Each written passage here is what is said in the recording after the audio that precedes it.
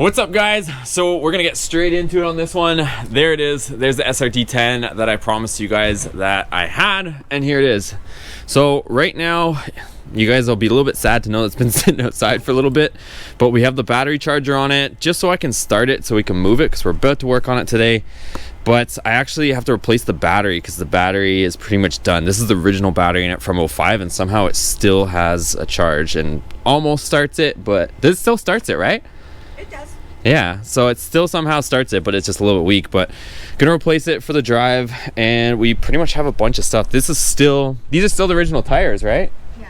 Yeah, and they're all cracked and whatnot, so gonna have to probably replace these before we get it moving. And I think the front brakes are actually kind of seized on it, so like I said, it's been sitting for a while, so I'm gonna end up, I don't know, we're gonna move it into the sun. So we're working outside right now, and we're probably gonna move it to over here so we don't completely freeze.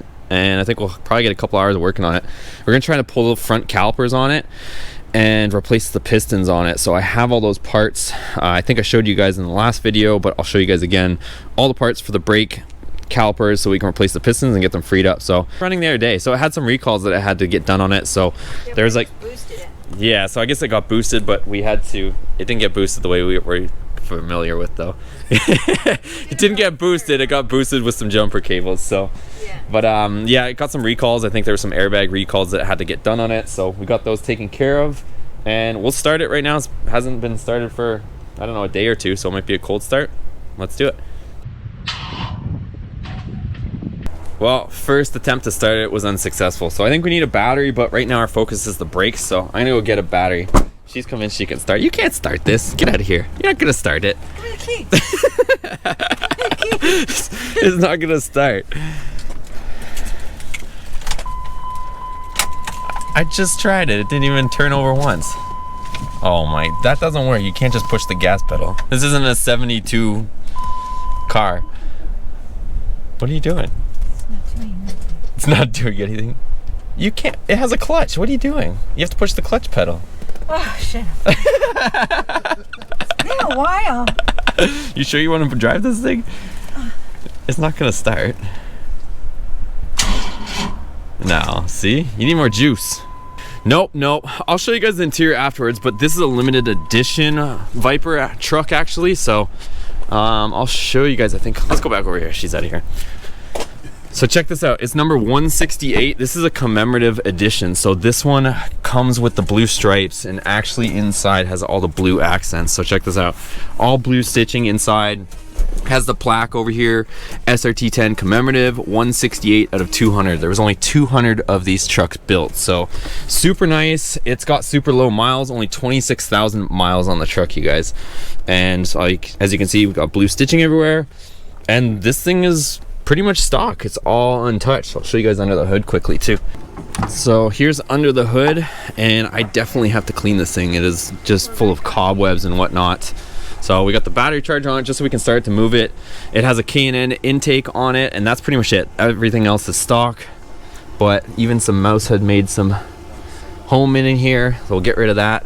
But yeah, we got a lot of work to get this thing roadworthy, you guys, so let's get to it. We're gonna try to just push it forward for now, I think. This is my buddy from way back in the day, and we were just talking. We should have recorded some stuff when we were growing up because there's a lot of memories here, but we ended up pushing the truck. So we pushed it forward, and we got a jack. We're gonna put jack stands under it, and right now the wheels are rolling, but it's really common, like I was saying earlier, I think, that these end up seizing, the calipers seize. So regardless, we don't want any issues when we're making the big road trip back. So we're gonna pop the wheel and just hopefully take apart the calipers, and it's not an absolute nightmare. So pretty much got the wheel off. Let's pull it off and see what the deal is.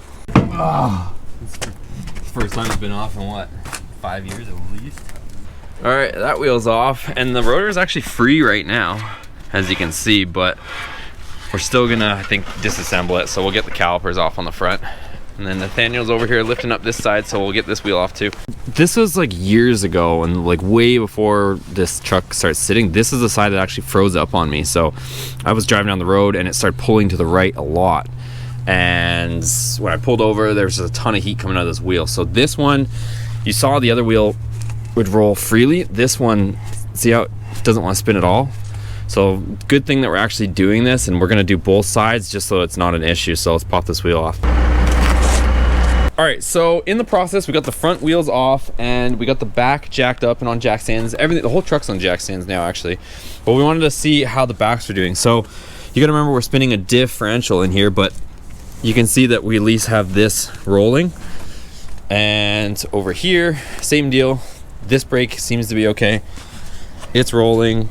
You can see how it's spinning, no drag. But then you go up to this one, and this one is frozen. It will not turn now. So even there it's pretty locked up. So we're gonna take off the front calipers definitely. I may, depending on what kind of time frame we have, I may just leave the rear ones and we'll assess those at a different time here. But anyways, there's a bunch of bolts that hold the caliper together. I wanted to crack them free, and me and Nathaniel were kind of talking about it, that we'll crack them free on here since we actually have something to hold the caliper, and at the same time it'll just be easier. And I want to make sure that the caliper is going to be able to split once we go through the process of taking it all the way off and draining all the fluid and all that stuff, or at least getting air in the system. So this one, you can see it's free. I cracked the bottom one loose, so it looks like they're going to cooperate, all the bolts. It's just kind of just the surface doesn't look so good. So even that one, so you can see the caliper is going to split. So this caliper is a 2-piece caliper, so it actually splits right down the middle. So we'll take it apart both ways. So only thing is this one bolt is blocked by the line, so we'll have to wait till we get this line off that connects the two halves of the caliper together. But good news is everything is moving, turning, and we'll take this all apart and get this off. All right, so same thing on this side. We're getting some success. The bolts are turning after a million years of sitting there and never being moved. So same thing, we'll just make sure all these are gonna be free. Make sure, because they're Allen keys, if you mess this up, you mess it up. So just make sure that they all spin, which we're good, and then we'll pull off both calipers. All right, so all the bolts are loose and we can get this caliper off. So far so good, don't wanna jinx it. But we also pried this open, so most of the pistons seem to open up. It's just obviously they're not returning. So now at least things spin freely, but I'm just hoping these pistons come out easily. All right guys, so we're gonna take off the caliper. Finally, the line's off, the bolts are all off. We'll just let the fluid drain out and then we can take the caliper in. All right, this one's off too. Let's get this off. All right, so we got both calipers off and we're just gonna take the rear wheels off because these tires, I think I was mentioning, are absolutely done. Like they're original tires, but they're all cracked and whatnot. And I actually have 4 good tires back here that we're gonna put on this week. So got 4 good tires in the back of the truck, so I'm gonna take the wheels off. We'll leave the tires off for now. Probably end up swapping them this week. Go. They're stuck on there. Get the donkey kick. So donkey kicks didn't work, so I'm using my MacGyverness to kind of put a pulley, or puller I should say, behind the wheel with a rag, and we're gonna just pop it off. So they're stuck on there right now. Nice. Ta-da! Dude, that was so gentle. All right guys, so I don't know if I've ever seen somebody do that before, but I just put a 3-jaw puller in the back with a sock wrapped around it so that it didn't damage the wheel. And that was so easy to get that off instead of using like 300 donkey kicks to get it off. Same deal on this side. We got our sock, our 3-jaw puller, and this one's frozen on here, so we'll do the same thing. Look how gentle it was to get it off. Okay guys, we found some room in my old garage. It is a disaster in here, if you can believe this. This is where I used to always work with stuff, and here's my 42-inch tool chest, which we'll probably be bringing with us with a bunch of tools. So I have a ton of tools, but this place is just jammed with a bunch of my mom's stuff at this point. So here's the calipers. We cleared off a space on the bench, so we're gonna go ahead and start disassembling them. I'm at least gonna take the pads out of them, and then I might actually like degrease them, paint them at some point as well. So I'm not sure if I should. I might degrease them first, that way once I'm done reassembling them with new pistons, we can just paint them fresh red before we put them back together. Okay, so I took out these 2 bolts from each caliper, which should allow us to get these pads out. So things are a little bit frozen, but we'll get these bars out of here and take out our pads. Ooh-wee. We got lots of pad life left. We should be good. Oh man, sad day. Oh, it's just stuck on there. All right, so we're inside now. I actually cleaned up the calipers, so we degreased them so that they're all clean. We can work on them. Eventually, I think before we fully put them back on the truck, I'll end up painting them. But we did that, and I need a line wrench. So a line wrench looks like this, millimeter line wrench, and I need a 12 millimeter to undo this. I tried just a regular 12 millimeter wrench, but it doesn't want to turn. So I'm gonna go ahead and get one of these because it's a 6-point as well. So we'll go pick up one of these and then we'll continue. All right, it's day 2. This is Ian. How's it going, guys? He's come by, stopped by, and we are working on the brake calipers right now. So I had to experiment for a little bit to figure out how to get these apart. So trying to get the pistons out. Let me tell you, when I say it's a pain in the ass, it is a pain in the ass. So again, the reason why I took apart the calipers is because they're like the pistons are stuck in there. So this is really common on these trucks specifically. And these pistons are actually made out of ceramic. You can see it kind of busted as I was trying to get it out. But what we did is you drive them out with air, but they're so stuck in here. What I had to do is I was trying to like use different C-clamps and stuff to kind of push them in.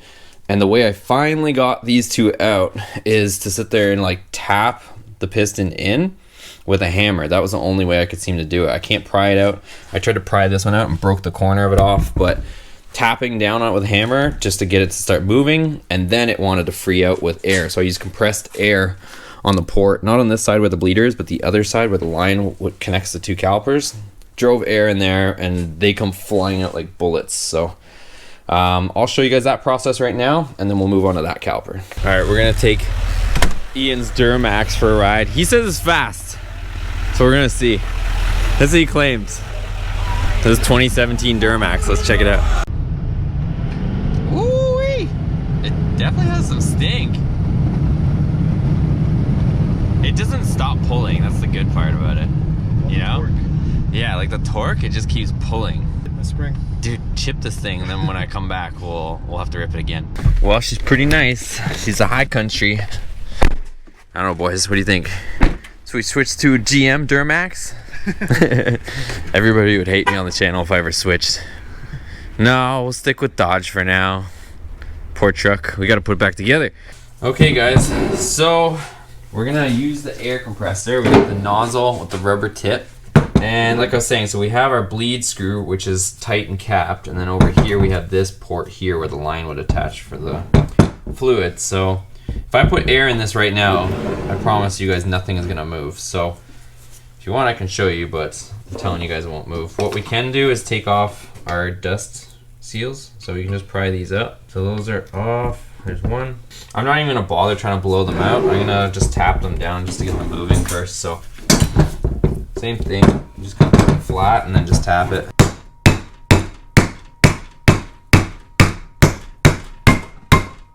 Now for the fun part, and maybe the dangerous part. So I'm gonna put these face down like that. I'm gonna put the port towards me, and I'm gonna put the clamp over one of these so that both of them don't come flying out. And then this one is most likely gonna fly out. So this is definitely a time that you'll see me wearing safety glasses because this is sketchy. But you'll take your air hose like that and just wait for the bang. Oh, this one we have 2 ports we have to cover as well. And there you go. There, out comes the piston.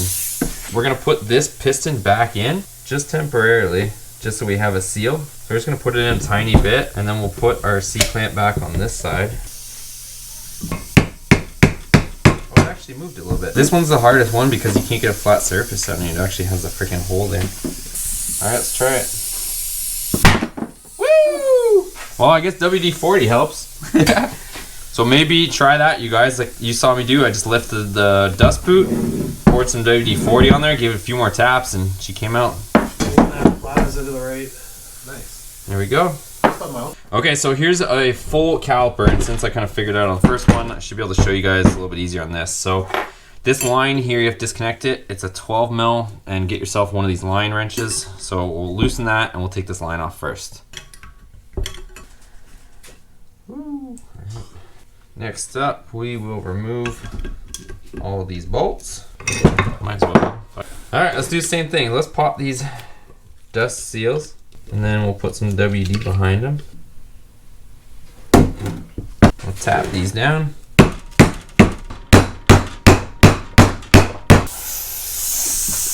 One of them's got a pop.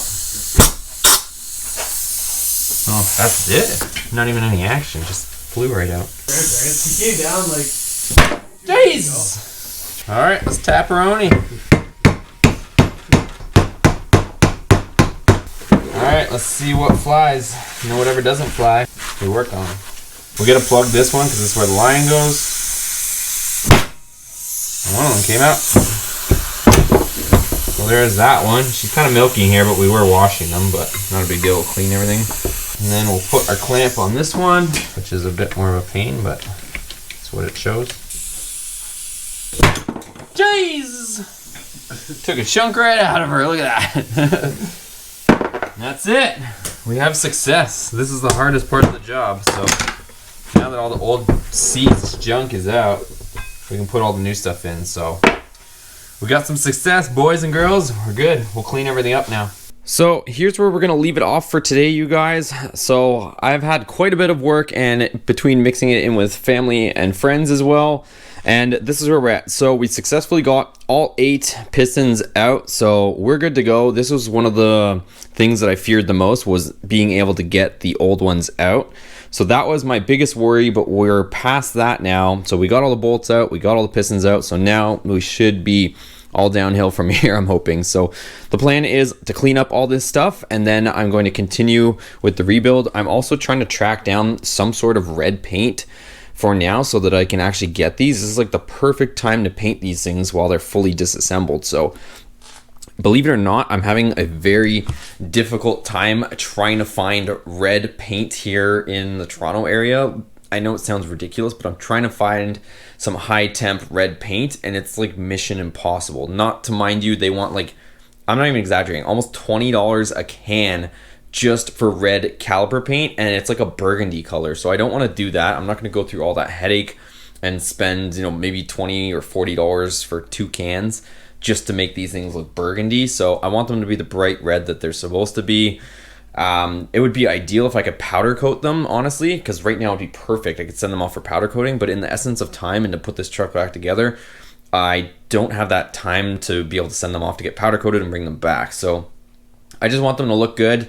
We can always redo it later down the road and send them off to get, you know, done again. But honestly, if they're nice red, that should be good enough. So I'm going to try and source that out this week. Also, the reason why I want to paint them is because these aren't actually powder coated from the factory, as opposed to like the newer stuff like a Charger or Challenger and the newer SRT stuff with the Brembos. This is like actually painted, and you can see here it's like faded looking. So it's actually, and it's not a smooth surface. So every time you like spray these with like a degrease or something to get the brake clean off, or sorry, the brake dust off, it actually just, you'll see like pink or red running off of the caliper. So at this point it's kind of faded looking, so I just want to brighten things up, freshen up. So I was honestly thinking of just getting, because they had clear brake paint, so I could put clear on it to make them look glossy again and bring out that red, but I'll see what I can find. The only option they had is like a brush on red caliper paint, it's actually like ceramic based, but I don't know how it'll look brushing it on. I don't want to have like brush strokes and stuff on that. I think it looks super cheesy and crappy, but that's what I'm up against. It's late again. I want to edit this video so that you guys can be up to date, so I'm gonna break this video up. So the next video, we're gonna start off by cleaning up all this stuff. So I have to clean all this up. I got some cans of brake clean. We'll get it all super clean, and then we'll start putting the new pistons in and painting these to put them back on. Part of the other thing too is I want to get these back on the truck so that I can actually start road testing the truck and make sure that everything's good. I don't want to just, you know, finish putting the truck back together and then make the big road trip without kind of putting some local miles on it. Make sure everything's good, everything sounds good, works good. Everything works good so that we can drive all the way there. Because the last thing I need is to just hop in this thing and something, you know, goes wrong or it needs to be wrenched on and we don't have tools. So that's the plan. Hope you like this video, you guys. I'm going to keep you guys posted on this truck build and bringing it back up to speed since it's kind of been sitting around for a while. So that's kind of the plan. If you like this, make sure you give it a thumbs up. Hit that subscribe button. We got a lot coming on the way, you guys. Also, just want to tell you, the RT build is still alive and well. So once we get back, we're literally bolting up the Pro Charger kit. this truck, you guys can see the state that it's in from it sitting around without me taking care of it. And you know, my mom's got a bunch of other things on her hands, so she can't take care of the truck the way I would and the way that you guys would expect on the channel. So that's why we're dragging it all the way back. We're gonna put it inside and store it as well. So like I said, we just need to get this thing back up and running and give it the love that it needs. And we are still doing the Dakota project, so as soon as we get back, the supercharger is going back on. The SRT-10 is kind of going to get tucked away, and we're going to keep just kind of cleaning the SRT-10, getting it up to speed, and then we'll start looking for some tasteful mods. So I'll get you guys up to speed on all that stuff as I find out, but we're going to do some nice, you know, clean mods to the SRT-10, not go too crazy. Like, we're not going to like go ballistic like we are with the Dakota at this point, but yeah, that's the plan. We're going to keep the SRT-10 on the channel for a long time to come. And like I said, RT Dakota build is alive and well. Viper's not going anywhere. So we got a lot of stuff, you guys. Also consider hitting that join button, you guys. It helps me out huge. Or if you guys want any Boosted Motorsports merch, check that out below. Any of that stuff supports the channel and supports all of these vehicles and mods that we got going too. So your help and support is greatly appreciated, you guys. Thanks for watching. See you on the next one.